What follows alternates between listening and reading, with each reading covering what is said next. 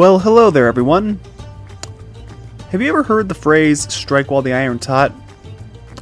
Well, this video was supposed to come out in October when the game was still semi-relevant. It's now January. I'm striking while the iron's frozen. Anyways, Visions of Mana was a great game with an impressive boss lineup, but how did they all stack up? Well, let's find out in this video, ranking the bosses from worst to best. A couple of ground rules though to keep in mind. There are some bosses that you rematch in the game, and if there's nothing changed, I won't be counting those rematches. However, if they do have new moves or changes, then they will be recounted.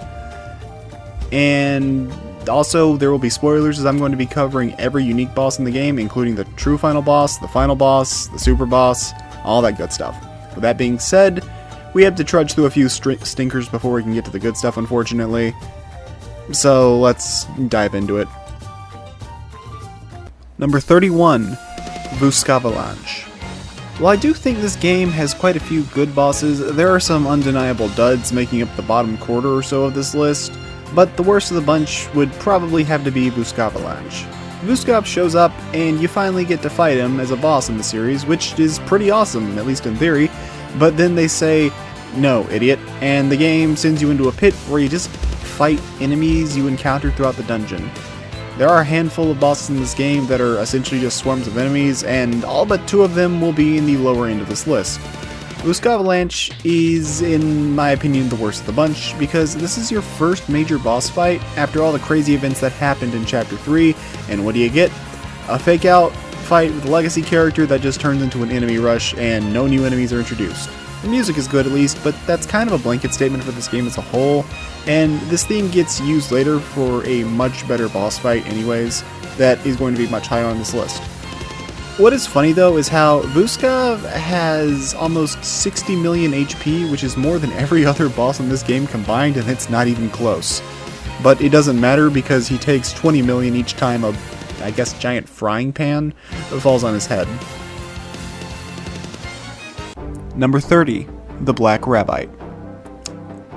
Do you like a boss with way too many resistances that cycles through the same 4 boring attacks over and over again while having entirely too many phases that change nothing really other than the number of attacks coming out? To the point that the fight takes over 45 minutes even after you've lowered the difficulty to easy mode to speed things up? No? You don't? Well, why would you ever suggest such a thing? Yeah, this fight sucks, and now that I have the achievement for it, I'm never fighting him again. There's a fair number of neat mechanics and phases that go on here, but they're not used well. And the fight takes so long that I don't care. And here's the thing, I'm actually a fairly patient person. I play Monster Hunter for Christ's sake. But there's no good solution here. You either grind against the same few enemies for several hours, which by the way, experience scales in this game and the highest regular enemies are around the 70s.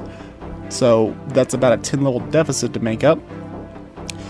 And you can get to the boss's level and curb stomp him, or you fight him when you're skilled around Eve Zalaha, the second strongest boss in the game, and when you fight the boss it takes over 40 minutes to beat him and ultimately means nothing. It's not fun, or funny, or anything worthwhile. It's just a tedious fight, and the Trials of Mana remake did it much better. Oh, and by the way, this little jackass can go outside the arena, so you physically can't reach him if you're unlucky. This boss fight should have just been cut from the game. Number 29, the Vampire. As cool as it is to see a boss from the original Final Fantasy adventure get the 3D love and become a boss in the most recent Mana game, maybe this guy should have been left in the Dark Ages. Here's a fight that by all accounts should be great. He's got some really cool looking attacks, he can change the way the arena looks to make things more dynamic, and I mean, he's also got a good level of aggression, but there's just one problem, and that is his life drain, because when he bites a party member, it takes entirely too much HP off of them, and there's no way to stun him out of it either, so when he grabs a party member, you just know he's gonna be taking most of their health and gaining back almost 1,000 health in the process, which is kind of a problem considering that's a lot by this point in the game. It's almost a good boss fight, but the life drain just ruins it. If it wasn't so over the top, you probably would have had something solid here. But you just instead get this tedious and unfun fight, and God help you if that life drain ever crits. Number 28, the Swarm, Passar's Beasts, and basically all the fights that are just enemy rushes. Yeah, these fights are once again mobs of regular enemies, though at least in the case of, say, the Swarm, it does serve a somewhat key part in the story, with you trying to find your team in this massive snowstorm, and ultimately turns into Val and Morley having to fight off dozens of monsters on their own. It's a solid enough narrative point in the game, and overall doesn't really detract, but at the end of the day, it is just another enemy rush, so I can't really put it any higher, and it's kind of the same for Passar's Beasts. Number 27, Shriegil. Shriegil is a boss that's put in the game because the developers just decided, hey, I guess we need a mini-boss here, and he just feels very unnecessary. So this guy's just the one they threw in, and while his design is alright, his health just feels way too high for how little danger he actually poses to the player. I'm 8 levels above him, and this fight still drags on for a while. Honestly though, the destructible limb mechanic is cool enough that I honestly wouldn't mind the fight so much if you only battled him this one time in the water temple, but unfortunately the game decides to bring him back as a required boss at the end of the game in the final dungeon, where it's having you travel through memories and you're just stuck rematching him in essentially the same arena, just with the like sepia tone filter thrown over it. It's not interesting, it's not that fun. I mean, he looks interesting, but that's about all I've got. Number 26, Trent. Now, the idea of getting to throw hands with Trent, the Guardian of the Sanctuary, is really cool on paper, but it kind of falls flat in my eyes because there's really just not too much to this fight. He's a stationary target with 2 tentacle-lined things you need to periodically destroy. The fight isn't hard, it just ends up taking a while because of his large health pool, and his ability to create acid clouds that hurt you, and you can't get close to them at times. Basically, just imagine Aldia from Dark Souls 2 if he took over twice as long, had worse music, and didn't teleport around the arena. It just ends up being this slow and tedious fight that wastes the potential that a fight with Trent would have had, considering his power is supposed to be on par with Delphos himself. And I have to ask, why is H not helping us in any of these boss fights? He's shown to be with the party the whole time, and he helps as a guest character at other points in the game, so why not in this final dungeon? I will continue to complain about this throughout the whole video, yes. Number 25, Valshibel, the Benevodon of Fire. You'd think that Molten Harambe would make for an awesome boss to gatekeep the endgame, but you'd be wrong. This fight's a pretty big disappointment. Despite being the final Benevodon you face off against, he's by far the easiest of the bunch, packing a comedically large weakness to water, which you're in no short supply of strong water moves, and because he's the last Benevodon, you've more or less maxed out every other element in the game.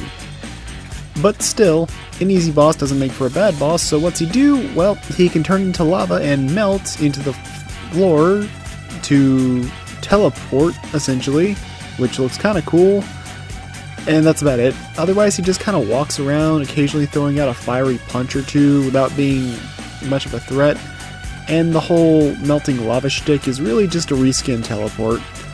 Also, despite being a giant gorilla and the last Benevodon of the game, he's got next to no durability, going down extremely quickly, and lastly, he doesn't even have his own boss theme. He shares the boss theme with Floret, which I honestly consider to be the weakest boss theme in this game. It's a very short loop that I can't really say I like all too much, or at all.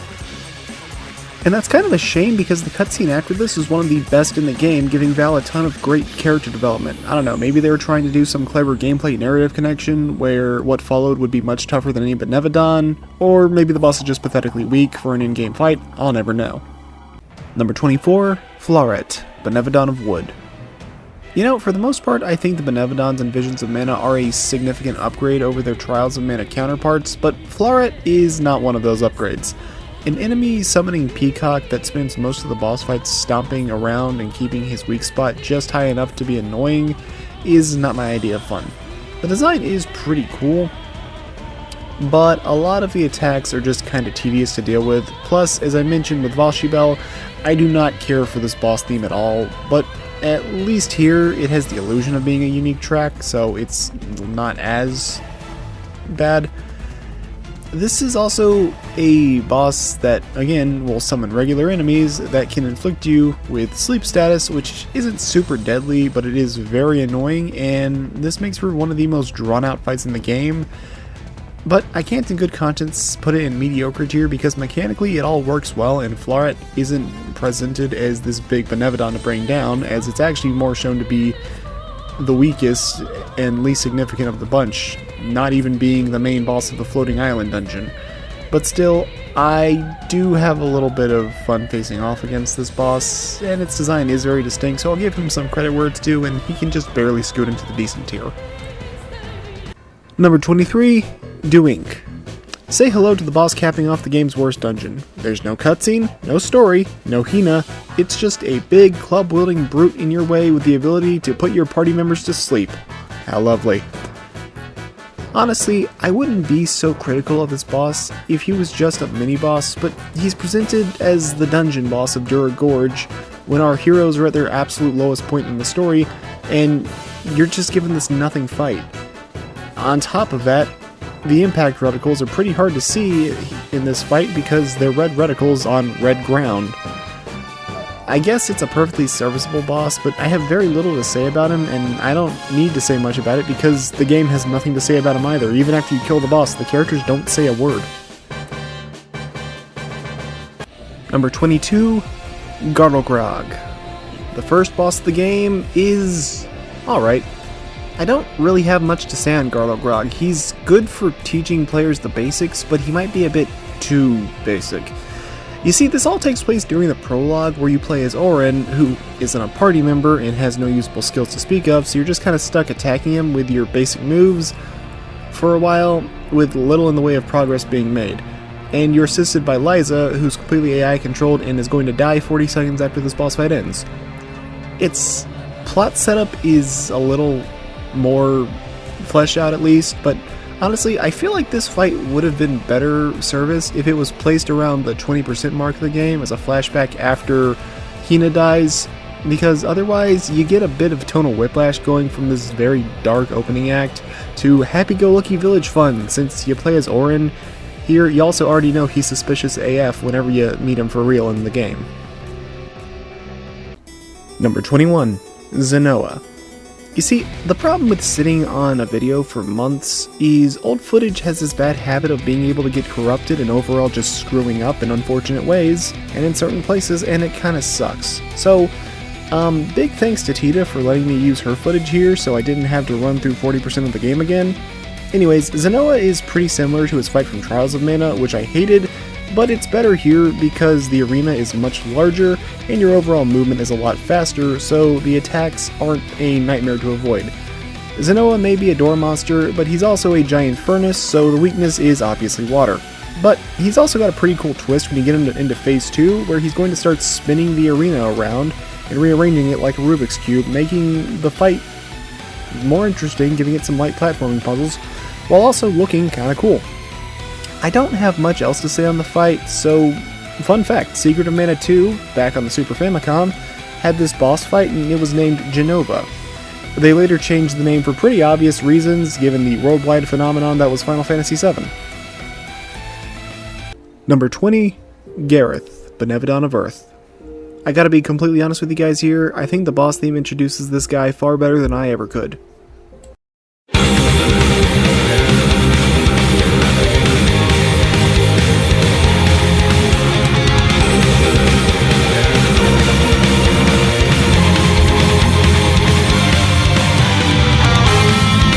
Honestly, wouldn't sound out of place in Doom.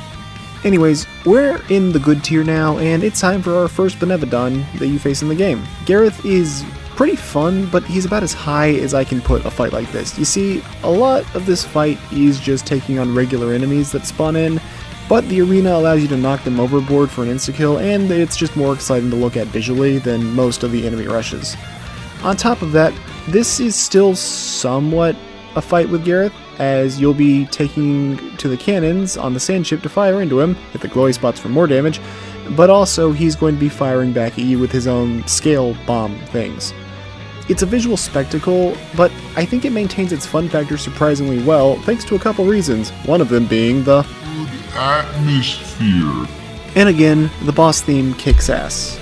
It actually had me saying holy shit the first time I heard it, and while it is an odd choice to have your first Benevodon be this big gimmick boss, I think it's kinda necessary to work narratively, since it happens a good deal earlier in the game than the other Benevodon fights do, and you don't even have all the elemental vessels yet, so you need some sort of heavy artillery to stand a chance. And thankfully, while this fight could have turned into something like Zora Magdaros, this is more in line with Jin Moran, and while Jin Moran isn't perfect, let's just say there's a reason he's still a pretty well-liked Monster Hunter boss fight. Number 19, Frost Gigas. Frost Gigas is kind of in the same vein as Doing is for me, being this big lumbering foe with little story relevance, but whereas Doing was a main boss at the end of the game's worst dungeon, the Frost Gigas is a mid-boss in one of the game's best dungeons, with a ton of plot revelations happening, and Val gets some nice character development, which is good considering he's supposed to be the main protagonist. But I do think that Frost Gigas is still a pretty good mid-boss, thanks to his surprising control over ice magic, so he's not just this big lumbering foe that stomps around and swipes. It doesn't light the world on fire, but he doesn't exactly need to, for being, again, a mid-boss. And I was happy to get a rematch with him in the post-game, but the fight is completely unchanged other than stats, so it's only getting ranked here once. Number 18, Vadis. For those of you that have seen my Worst Dragons Bosses video, you may remember I said the Mana Beast looked really stupid, and there were cool looking dragons in this series, even of the flaming variety. Vadis is one of those, and I kinda wish she became our airship, but Ranko is sweet, so I honestly don't mind too much. Like Vuskavalane, she don't actually fight the boss itself, instead just fighting off the enemies, but now that you're halfway through the game with a fully decked out party, you're going to have a lot more options at your disposal, and there's also just more fun in general with the combat. And that's not it, because Vadis will actually make you answer some questions. The first question is super obvious, but the second and third questions require you to have paid more attention to the story to get the correct answers, remembering the lore of the world. The third question even obscures the answers and shuffles them around, so you need to pay close attention. Given that it's a puzzle boss, I can't put it much higher, but I still enjoy it a good bit. Vadis is a neat character, the environment is beautiful, and again, why isn't Aish helping us? No, I'm not going to let this go. I get the plot can't have him as a 6th party member, but he has combat AI, and he should at least help as an AI teammate, considering he's with us, and he did just fine in the Passagean Tombspire. Fantastic dungeon, by the way. That's going to bother me for the rest of this video, I'm sorry. Number 17, De La Fosse. The first battle, to be specific. I think what would have made this fight better would have been if we fought Auron in Phase 1, then have De La Fosse intrude to make for Phase 2 of the fight, because Auron is kind of presented as an antagonist for Chapter 3 and 4, but he pretty quickly gets tossed aside after De La Fosse emerges, and Auron gets one shot shortly after this. Either way, it's time to fight De La Fosse, and he's pretty cool. There's not much known about his character yet, so he just looks like a blonde dickhead, but his fight's pretty good between his different attacks. He's got a similar, but much more violent version of Val's moveset, and I think it works well with the parallel between these two characters, and this fight will generally turn into a 1v1 after a minute because he's really good at killing anyone not named Val. Otherwise, the fight is fine as an appetizer. You bring him down to half health, and then the fight ends with us having to bail out to stop the Benevodons as they start to become unsealed. Number 16, the Boreal and Gaian Gorgs. What if there were 2 elemental Gardelgrogs in the final dungeon for the heck of it? The answer, a pretty solid duo boss that builds off the tutorial boss's mechanics fairly well. There are 2 foes to worry about, and they act independently, but they also move slow enough that you don't have to worry about any major BS. On top of that, the different defenses of the 2 Gorgs means you'll inevitably kill one before the other survivor is sent into an enraged mode, and this is going to depend a bit on your build, though more than likely you'll bring down the Gaian Gorg first as he's weak to magic, while Boreal just kinda isn't. After Gaian inevitably goes down first, Boreal enters his second phase where you're essentially getting to see what Gardelgrog from the tutorial was truly capable of, and it's a fun boss with a cool and kinda trippy arena that I think does a respectable job as the third to last boss in the main story. Definitely better than Lud and Zullen, that's for sure. Number 15, the Jewel Eater. Capping off one of the game's more involved dungeons, we have the Jewel Eater, a returning boss from Trials of Mana, but now far more mobile than he was before. Mole Man has a lot of similar moves to what you'd expect from a Bloodborne or Elden Ring beast boss, with swipes, charges, and moving around like you'd expect a big angry quadruped to. But with the arena collapsing and all the different rock falls, there will also be healing jewels that fall to the ground, and there's an interesting shakeup thrown in here, as the Jewel Eater can eat them to recover 1000 HP, significantly extending the length of the fight. However, if you're smart, you'll realize shiny equals good, and you can swipe the healing stones for yourself to recover a decent 75 HP. Overall, while not my favorite boss, it is still a good deal of fun and a very well made reimagining of a classic boss in the series, capping off one of the game's best dungeons. Number 14, the Kraken. And now for the boss that was shown off in the game's demo. Kraken is a pretty fun time against a large foe, one of the largest in the game actually. You'd think this stationary boss would be kind of tedious, but he never really does with your flame buffs. His health feels just right, at least in the main game. In the demo it was a little bit high. The tentacles being his weak spots makes you get creative about when to attack and when to hold back. He has good ways to keep you from just button mashing, and even some near automata bullet projectiles. It's not the hardest fight in the world, but it's a great deal of fun, and while it's surprising that it happened so early in the game, I respect the game for pulling out a big cinematic boss fairly early on, after having a more mechanic-focused battle with Mantis Ant. Speaking of which... Number 13, the Mantis Ant. Gardelgrog might have been the first boss of the game, but this is where your journey begins for real. With both Val and Karina as playable characters, you have far more combat options at your disposal than you did prior. And the Mantis Ant is more than willing to put everything you've learned to the test, along with some pretty funny banter. Unlike Gardelgrog, who doesn't really have a weak spot, the Mantis Ant has a weakness on his backside, and you've got party members to split up aggro, so channel your inner Soulsborne and get to smacking that booty.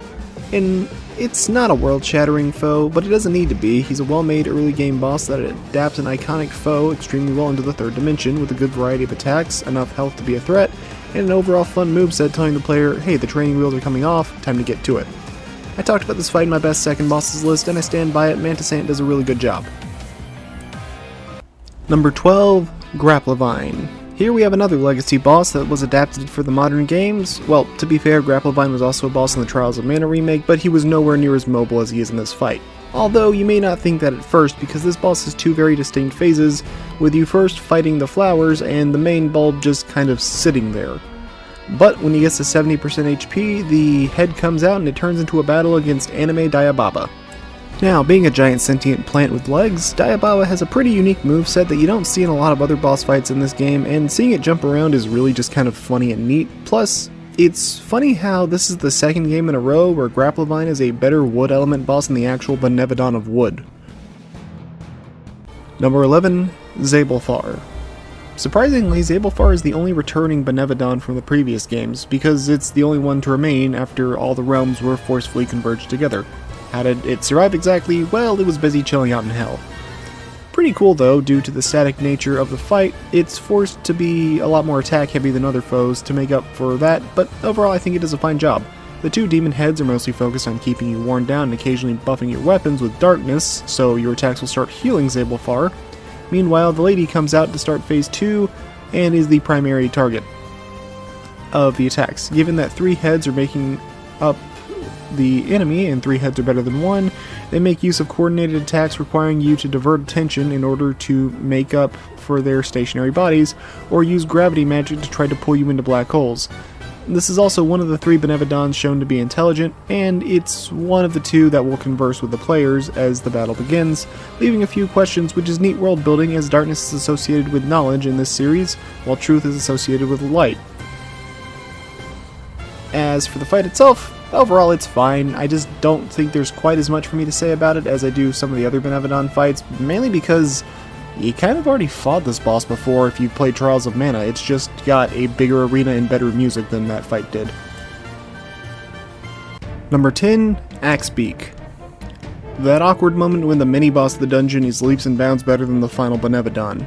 Anyways, Axebeak is a surprisingly fun boss fight, feeling more like an aggressive version of Floret without the annoying aspects such as spawning in enemies and putting you to sleep, and instead will focus on firebombing the arena with his flaming crest as an axe to tear into you.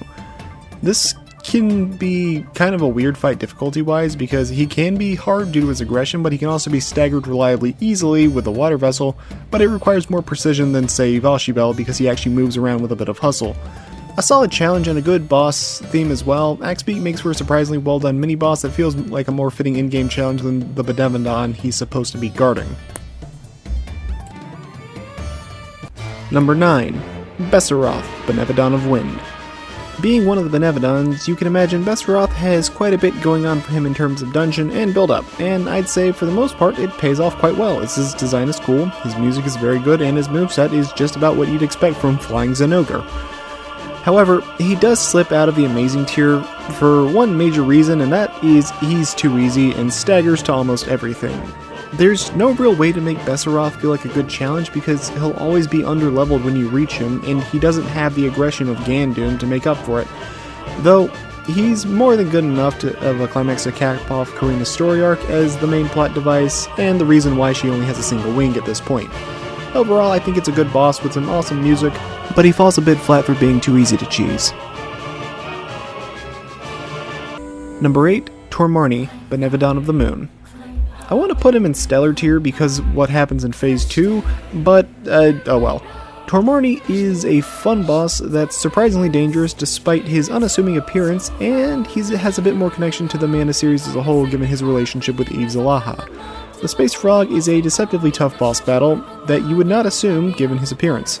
He's able to control time and space, and as the fight goes on, he will make things more dangerous for you with his various attacks, and because he's the Benevodon of the Moon, he's one of the few bosses immune to the moon vessel's time slow effect itself, while being more than happy to unleash it on you. But he also has a neat gimmick where he uses his tongue to attack you, and because he's a frog, obviously, but if you time it right, you can use the Dark Vessel to yank out his tongue and guarantee a stagger on an otherwise very elusive boss fight. And that's to say nothing about the second phase where he'll turn into a solar system, making for one of the most bizarre yet fun and enjoyable bosses, if not as well designed as some of the higher up entries. But still, an unforgettable experience in a good way. And I mean, let me ask you, are you more likely to remember the tightly designed and overall fine bosses like Duink, or are you more likely to remember the frog that controls the power of time and space itself and turns into the sun in his final phase? Also, poor Morley, dude just cannot catch a break in this game. Number 7. The Full Metal Hugger. The winner of the Best Early Game Boss Award, as well as the Best Legacy Boss, it's time for the fight against the giant enemy Crab. Full Metal Hugger has all his attacks from the older games, like his claw swipes and some magic, but now he's also gained the ability to spawn pincher crabs to join him in battle, shoot out water orbs, create laser beams from his eyes, and all the fun works. But what's also interesting is the fact that his eyes can be destroyed, and when he's blinded he can't see where you are, so he'll have to take time to regenerate them, either scurrying up a wall or hunkering down and defending himself and taking hits. And taking things even further, now that you have the water vessel, you're able to control what limbs on the enemy gets drenched and damaged, and enemies' body parts can be submerged in water. And guess what? When the bubble pops, they take a major chunk of damage, but that's not it, because you also have lightning magic at this point. And what happens if you target a drenched body part with lightning? Yeah, it does a lot of damage. This is the kind of creativity that makes the bosses in this game stand out, on top of being just visual treats and having nice music. And with you now having a close to full party, I think Full Metal Hugger is the perfect time for the game to show off what it really has up its sleeves, right before the major plot twist where the game stops being your happy-go-lucky fairy tale adventure. Though, if you're at all familiar with the Mana series, it really shouldn't come as a surprise what happens in Chapter 3. Number 6. Alo and Accipity. The Boreal and Gaian Gorgs were a pretty good duo boss fight, but when the other duo boss in this game has synchronized attacks, there's no real competition. Despite being low leveled, this boss is actually able to maintain its challenge reasonably well compared to a lot of other bosses around Chapter 7 because of their overall aggression. Now, the sisters do a good job keeping you on your toes due to both their attacks and their effective tag teaming. I can always appreciate a well-made multi-boss, and the Harpy Lady sisters here are no different. However, they just barely miss out on being put in the amazing tier due to their lack of a second phase. See, while the surviving Gorg would enrage when the first one goes down, the surviving sister just kind of gives up after the fight ends, but it doesn't really seem like an intentional design choice either, so I can't give it narrative credit, it just kind of stops putting up a fight. Overall though, still a good boss, really fun one, and I still think it's the best mini-boss in the game. Number 5, Delafos, Round 2, Electric Boogaloo. For those that were hoping for your intense humanoid boss fight, here you are. Delafos is one of the hardest bosses in this game with a wide array of melee combos and various mix-ups. This fight has 2 distinct phases, and phase 1 is essentially his first fight on crack, with an unlimited blade works thrown in for good measure. Though, it is funny how despite all the crazy magical bosses in this game, the toughest boss fights are the ones that just decide to beat the ever-loving shit out of you. It's an intense fight, but it's a lot of fun, and it's backed up by some pretty awesome boss music.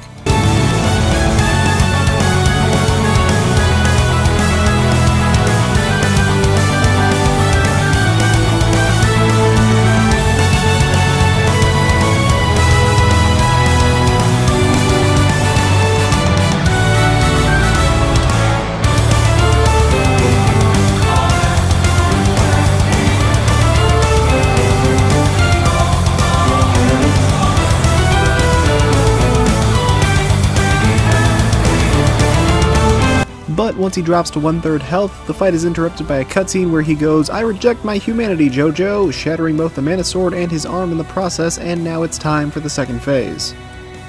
Now, he'll actually continue to use his more menacing sword-like attacks despite breaking his arm and his sword, but at the same time, the fight has mostly changed, being less of a duel and more of a Nier Automata bullet hell style fight, and I think it acts as a solid escalation of difficulty, helped out by the fact that he managed to gain a level in between the cutscenes. Though it is a little weird how the music remains the exact same in this phase, which is a trend that continues into the final phase. But I do have to say I actually like the story parallels a lot, about how Delafos and Val went through the same adventure and suffering, but their actions after the loss of the one they held dear are where things changed. Val put his trust in Karina and his other friends, picking himself up and facing his mistakes to improve as a person, while Delafos pushed away the ones who he held close, becoming increasingly more resentful and bitter towards the world, leading to the monster he is now, no longer even fit to be called human. But either way, it's an enjoyable fight and a satisfying showdown with the main villain as the game approaches its climax, and the difficulty jumps up dramatically, making a fight worthy of a spot in the amazing tier. Number 4, Eve Zalaha. After completing the main story, the post-game says Passar is back to be an ass out one last time, and the game provides you a series of quests to tackle, as well as some bosses to rematch, such as Axebeak, Frostiness, the Harpy Lady Sisters, and Doink for some reason. But at the end of all the questing and power leveling, you come across the game's true final challenge, and the creature connected to a town's downfall on top of being the child of Annis, the main antagonist of the entire Mana series. And yeah, the fight is pretty darn good. Now being the game's true final boss, he has arguably a little too much HP for my liking, but I also wasn't optimized in my build by any means, so that might be on me. His moveset as a dragon is about what you'd expect. Breath, claws, bites, charges, all that good stuff, though thankfully he doesn't fly out of reach constantly, so even when in the air you can reliably still hit him. And when he reaches 70% health, he'll gain a black hole that he can use, as well as the ability to start raining down meteorites, and a powerful wing attack that's actually pretty well telegraphed because his wings will start glowing. Overall, the boss is really fun, and surprisingly so, actually. However, I do have 2 gripes with this fight. One is more of a nitpick, it's that he enters phase 2 at 70% HP, but there's no escalation past that, and it feels like there really should have been either a 3rd phase, or maybe have the 2nd phase change happen later in the fight. The second is a much larger nitpick, and that is the music. Despite this being the true final boss, he lacks an original boss theme, instead just using one of the generic boss tracks, and I don't get why. They could have had him share a boss theme with one of the Nevadons or Delafos, and it would have worked fine, but even just, there's also a song in the game that comes right after the final boss theme called Dawn of a New Kidiel, which would have made for an excellent track in this fight, but sadly no dice. But on the gameplay front, it's still an amazing boss, and 4 out of 31 is far from a bad spot, plus hey, it's a good dragon boss in an action RPG, that's always a positive in my book. Plus, I think Karina's line at the very end is really funny. Other townsmen not taken too kindly to being under his control either. Yeah, I really don't think he thought that part through. Number 3, Celafia, Benevadon of Light. With only 2 Benevodons left on this list, it's time we talk about Celafia, the climax of Chapter 5 and one of the game's highlights. Her design is very different from all the others, taking on a humanoid appearance, and she sticks primarily to magic, which makes sense. Though if we're being totally honest here, I think the game having a big lady deliver death by Snoo Snoo would have helped the game sell a lot better. But I'm getting sidetracked. Celafia is the best mage boss in the game, and her variety of attacks and ability to keep moving make her a pretty engaging fight, even if a bit of an easy one. She also has an armor mechanic going on here, where when performing specific attacks, one part of her armor will start glowing, and if you attack that glowing part, you can cause it to take damage and eventually get broken, dealing a massive damage to Celafia, as well as making it where she'll take majorly increased damage for the rest of the fight and stagger easier, which is good because her spells hit like a truck, and when you break off her crown, she honestly looks kind of like Annis. Story-wise, Celafia is also pretty interesting, as she's one of the 3 Benevodons shown to be intelligent, and in this case, more of a neutral force, testing your resolve to see if you'd become the same as Delafos or rise above his grief. And this fight is all backed up by, in my opinion, the best boss theme in the entire game.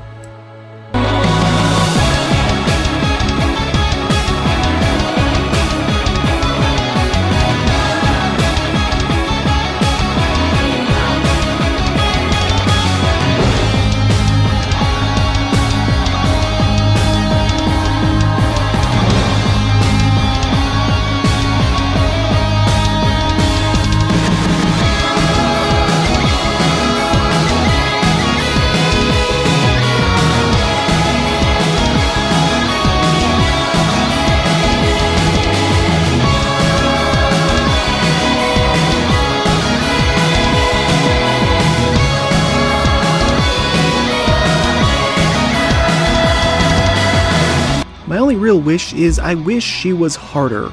And this is an unfortunate case of placement. The armor mechanic is neat, but it means when the armor is gone, she becomes very fragile and has no way to regain it.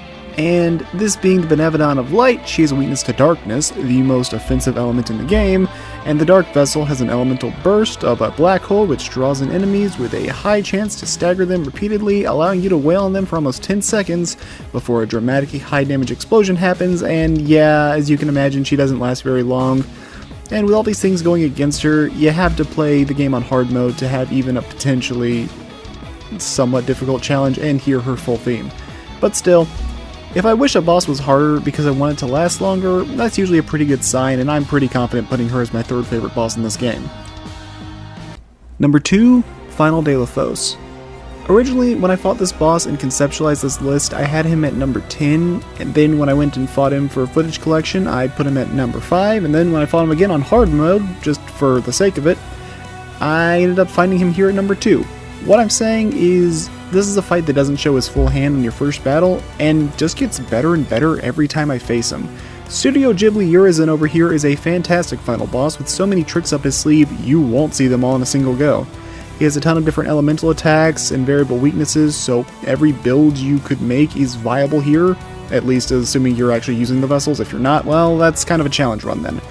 The arena is the best looking in the game. He can overlap his moves in ways that feel natural and fun to dodge. The voice acting is at its absolute best in this fight. The attacks are all spectacles. You even get elemental bursts every time you destroy one of his prosthetic arms, making a seemingly massive health pool actually quite reasonable, while also making this arena even more visually varied and giving you more powered up forms, which just lets you look really cool and it's fun. It's a lot of fun overall, and he gets better every single time I fight him, which is not something I can say for most boss fights in the Mana series or final bosses. Mana Beast, hi, how you doing? They even make his teleporting cool because it's well animated and works into his combos naturally instead of just being a screw you, I'm over here now. I was worried Delafos becoming this giant would make him a boring gimmicky joke, but no, each fight with him got better and better, and the last boss fight against him is one of the best. On top of that, the boss theme is really good and probably one of the most intense final boss themes I've heard in years, though it does have that same issue with his second fight where it's weird that it plays in both first phase 1 and 2 despite there being a big cutscene transition.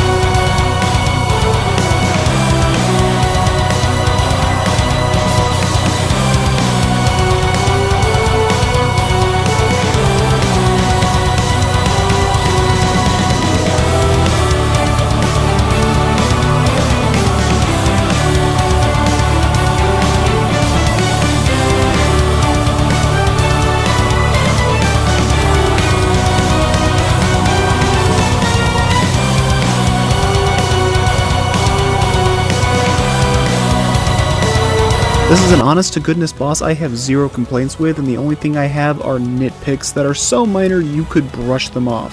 The first being, I kinda wish the pots in the arena had some magic recharges and maybe a health refill and not just supercharges. It's weird how they do that for some reason, I don't know. The other thing is, again, it's weird how there's that big cutscene dividing Phase 1 and 2, only for the same boss theme to play in Phase 2. Don't get me wrong, I think it's awesome, but I think it would have been better if Elegy of a Goddess Overture played for Phase 1, and then Elegy of a Goddess Finale played for Phase 2. I think that would have made it hit a little bit harder.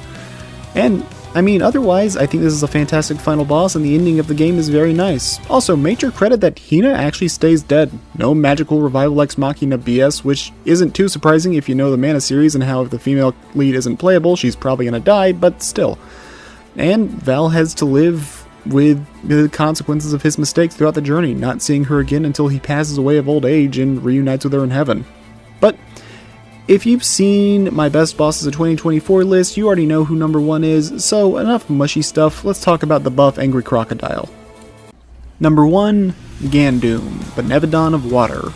To the surprise of probably no one, Gandoom is what I consider to be the best boss in Visions of Mana, with his wide array of really cool looking water-based attacks such as flying projectiles, whirlpools, and an aquatic spirit bomb, but this fight stands out among the rest of the Benevodons due to, instead of being this magic heavy fight, he's a brawler that wants to square up and beat the crap out of you. And funny enough, it works out well for him because this is, in my opinion, the hardest required boss in the game by a comfortable margin, and only really being beaten out by Abe Zalaha and I guess the Black Rabbi, but that's not for the right reasons. And I'm 8 levels above him, and he's still putting up this significant fight. Also, thanks to Undine's interactions, which bonus points to this dungeon for having Undine play an active role in the story, we know Gandoom's actually a pretty intelligent Benevodon even if he doesn't talk. And, as has been a running trend with these best bosses, his boss theme is excellent.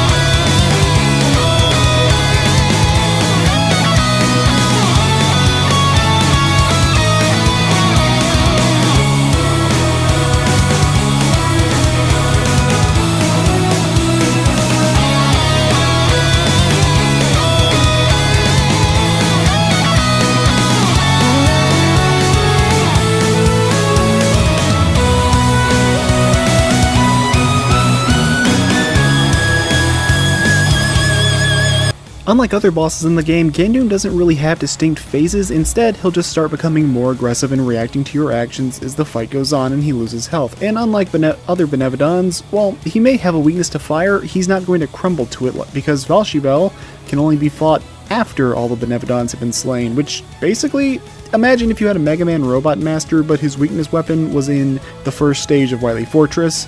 And while I don't think difficulty equals quality, having that one major boss that requires you to put in a lot more work to beat makes him a very satisfying trial to overcome, and makes this boss stand out among the crowd of 31, and what I consider to be the best fight in this massively underrated game. And that's all for this video. This video took many months more than it should have been, sorry about that, but I didn't want to make a half-hearted script about a game that I enjoyed a lot, so I waited until I got the free time and motivation to seriously script and make a video I'd be satisfied with. And again, big thanks to Tita Russell for letting me use her footage for Zenoa and De La Fosse 2, otherwise this video likely would have taken even more months to come out. Visions of Mana isn't a perfect game, but it's one I can highly recommend if you're wanting to play something fun, that you're not really concerned about games being fucktillion A quality, or whatever it is now. Either way, that's all I've got for you now. If you enjoyed this video, consider liking and subscribing to see more videos of varying quality, and I'll see you all next time. Take care, everyone.